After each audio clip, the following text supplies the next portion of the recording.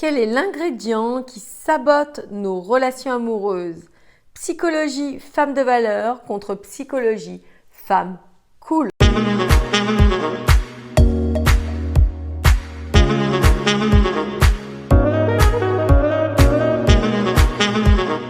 Bonjour mesdames, j'espère que vous allez bien, que vous avez la forme et que vous avez toujours ce désir ardent d'être aux commandes de votre vie, de faire en sorte que ça fonctionne pour vous, de vous équiper différemment pour aussi avoir une vie différente.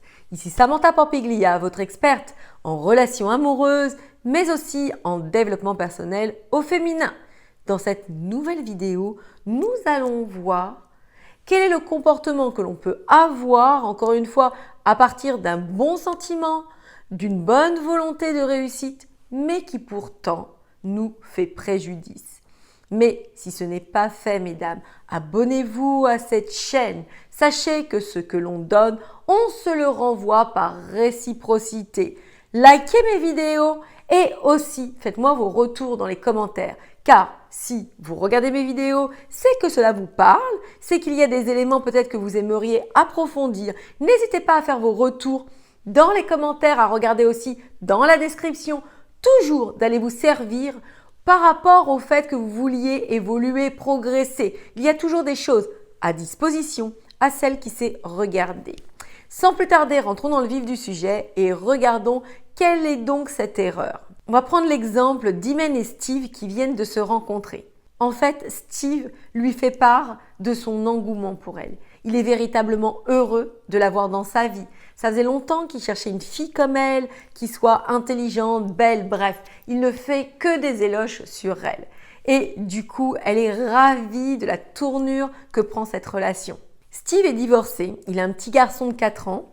Et il a aussi un travail très prenant et en plus de ça, participe à des missions de solidarité dans son quartier. Ils ont leur premier rendez-vous dans un resto italien, tout se passe bien, ils se taquinent, ils se cherchent un peu. C'est toujours les instants les plus forts car en fait les deux partenaires commencent à se découvrir. Bref, c'est un moment idéal pour eux, pour vraiment capter l'attention l'un de l'autre et puis commencer à construire cette connexion. Et au fil du repas, tout se passe bien et d'un seul coup, Steve reçoit un coup de fil de son ex qui lui demande de venir chercher urgemment leur petit garçon car elle ne peut pas s'en occuper, elle est retenue au travail et du coup, elle a besoin de lui. Qu'est-ce que va faire Steve? Forcément, il va écourter malheureusement son rendez-vous avec Imen et aller chercher son petit garçon. Elle, qu'est-ce qu'elle dit? Bien évidemment, c'est normal, elle est OK et elle va comme ça acquiescer, lui dire non, mais c'est OK, vas-y, il n'y a aucun problème, tu peux y aller, c'est super, c'est cool, c'est OK. Et ensuite, eh bien, le cours des choses reprend son rythme habituel, ils s'appellent, ils se contactent, ils passent du temps ensemble. Deuxième rendez-vous, ils décident d'aller faire un jogging ensemble. Ils vont faire un jogging, tout se passe bien, c'est encore un bon moment de partage. Encore une fois, il va être dérangé car on va l'appeler, lui demander un service qu'il ne peut pas refuser. Encore une fois, il va écourter ce rendez-vous, devoir quitter Imen qui, elle, dans sa bonté, dans le fait qu'elle veuille que tout se passe bien, elle ne veut pas simplement passer pour la fille qui est pénible ou qui va l'empêcher de vivre les choses qu'il doit vivre, va lui dire non, c'est OK, c'est cool, vas-y, pas de problème. Mais elle est quand même frustrée de tout ça. Et puis, finalement, troisième rencontre, encore une fois, je vous passe les détails, il y a quelque chose qui arrive et ils vont devoir écourter leur rencontre. Pour le coup, Imen n'en peut plus. Elle a vraiment la sensation qu'il la prend pour une cruche, qu'il la prend pour une idiote, qu'il ne la respecte pas. Et qu'est-ce qu'elle va faire? Eh bien, c'est simple. Elle va carrément lui écrire en lui disant écoute, je pense que tu t'es trompé de nana et en l'occurrence, pour moi, c'est plus la peine que tu me rappelles parce que en soi, je passe après tout le monde et ça me convient pas. Et qu'est-ce qui va se passer? Eh bien, en fait, lui va être un peu interloqué, surpris de sa réaction. Il sait que c'est pas OK ce qu'il a fait. Mais il ne s'attend pas à une réaction aussi dure, qui le repousse autant en fait. Parce que quelque part, il est pris aussi dans des engagements qu'il ne peut pas refuser. Il faut toujours laisser le temps au temps de régler les problèmes, de régler les choses et ne pas faire son discours intérieur qui nous monte la mayonnaise comme ça et nous font exploser. Et lui, en fait, qui avait une belle image d'Imen, qui la voyait comme une femme superbe, l'occasion de sa vie, la femme dont il rêvait, va la voir sous un autre jour.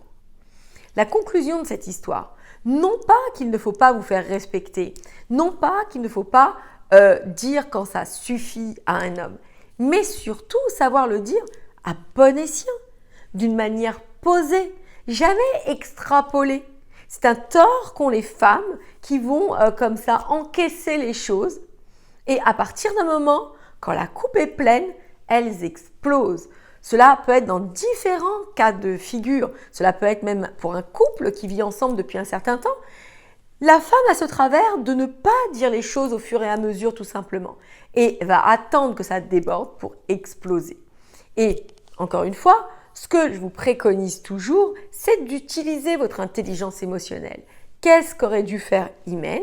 Eh bien, dès le départ, elle aurait dû tout simplement lui dire « Écoute, avec gentillesse, bienveillance et douceur, je te laisse régler toutes tes interférences par rapport à nous deux. J'ai été un peu déçue de tout ça et du coup, j'attends que tu me reviennes complètement disposée à passer du temps avec moi, à réserver du temps pour moi, etc., etc. Et tout ceci aurait été fluide, limpide, facile à comprendre et l'autre, encore une fois, aurait pu répondre à sa requête. Vous voyez, une requête précise, une requête qui n'était pas dans la frustration, dans l'isolement et dans l'incompréhension de ce qui se passait. Cette vidéo est terminée, mesdames, laissez-moi savoir dans les commentaires si cela vous parle, si vous avez envie de partager avec moi. Et surtout pour les femmes qui veulent aller plus loin, cliquez dans la description, vous retrouverez un lien pour obtenir un diagnostic gratuit de votre situation. Mesdames, je suis à votre service pour que vous puissiez vous émanciper dans votre vie de femme. Je vous embrasse, je vous adore, prenez soin de vous et je vous dis donc à très très vite pour la suite de nos aventures.